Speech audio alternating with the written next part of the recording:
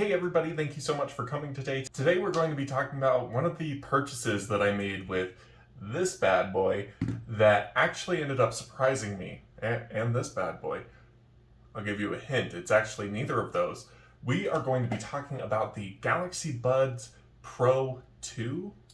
Galaxy Buds 2 Pro. They were part of the unboxing that I did about a week ago that I was actually surprised pleasantly by. A little bit of backstory, I actually bought the Galaxy Buds 2 Pro a little bit on a whim. Realistically, I was doing the pre-order and I had $200 of Samsung credit that I didn't really want to spend on anything else, so I turned to the Galaxy Buds 2 Pro. I wasn't expecting much from these. I actually also have the Galaxy Buds Live.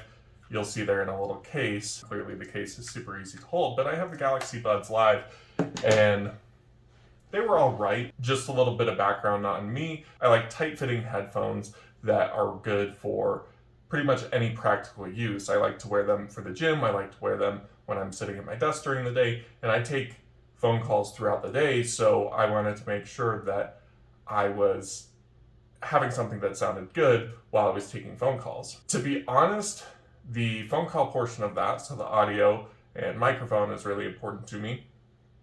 And the other side of that that's really important is the gym. I want to be able to wear headphones to the gym without thinking about them, without having to constantly worry about them falling out.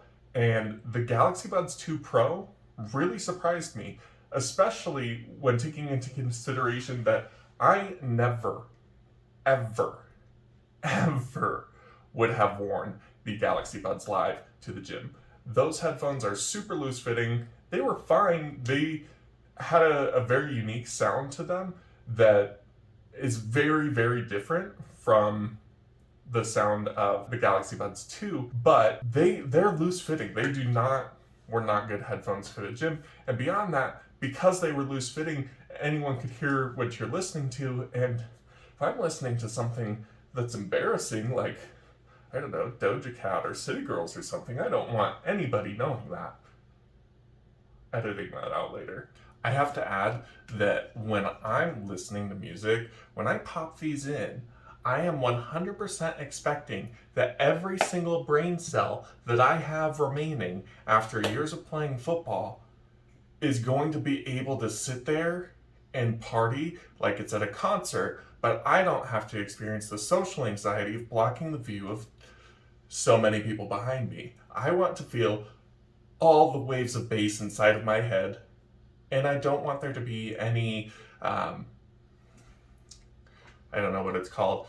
I'm just going to call it static when the bass gets too high or loud, and I've got to take these out because they're on noise canceling mode. I want them to be in, and I want to be feeling every single ounce of music, and I want all of my brain cells just rattling around in there, enjoying themselves, and just to be completely immersed in the music. I honestly have to give credit where credit is due. These not only sound great, but they fit wonderfully in my ears. The first thing that they did when I was putting them in was they made sure that they actually fit. Apparently, who would have thought that a big guy has big ears, because I had to put the biggest earplugs in, but the fit is really nice. With the sound canceling, I don't know if anyone else experiences this, but sometimes the section is a little tight and I have to pop them out for a second just to release that a little bit. But overall, man, I love these headphones. Hey. I don't know where I was, but I can actually jump rope with these headphones in. That is pretty impressive. I mean, bouncing over and over and over again and not worrying at all if these are going to fall out of my ear. Okay, Samsung, stepping things up a little bit. One thing that I have to say is that I've amassed some wireless earbuds over the years. Over the past few years, I have the Jabra 65T Active, a testament to me wanting to wear good headphones at the gym. Again, I love the truly wireless headphones. You really couldn't convince me to use some of the Beats headphones. My girlfriend actually loves hers, but I personally couldn't use those. I'm talking about the in-ear ones with the strap that goes around your neck or in front of your neck, however you want to wear it. But we also have a pair of AirPods that those never get used. Neither of us like how those fit. The sound quality wasn't great. They're the first pair of AirPods, so if you're an AirPod lover, it's okay. To each their own. We're just not a huge fan. After putting in these headphones, I honestly haven't even really thought about wearing my other headphones unless these die, and I haven't had any problems with them dying on me. So, synopsis here. I had really low expectations. These had me pretty shook. The other feature I'd say that I really like about these is they have the ability to detect where you're looking.